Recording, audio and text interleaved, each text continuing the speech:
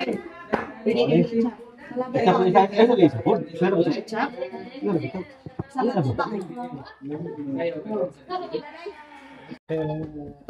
balaan, may gugmao ng mga Diyos, Ginoo ni matahom nga kamugtuhon.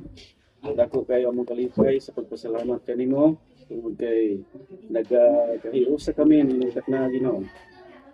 Labaw tanan, panalangini kining pamilya ni Otol o uban sa iya mga kabataan.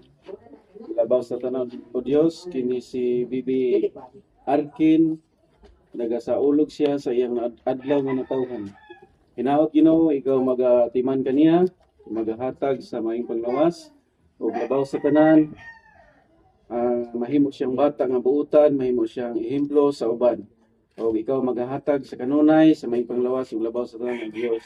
Ikaw magadugang o magabukbo sa iyahang grasya ug panalangin nga imong ihatag kanila. Kini among ipangayo ug isalig sa ngalan ng Ginoong Hesus. Amen.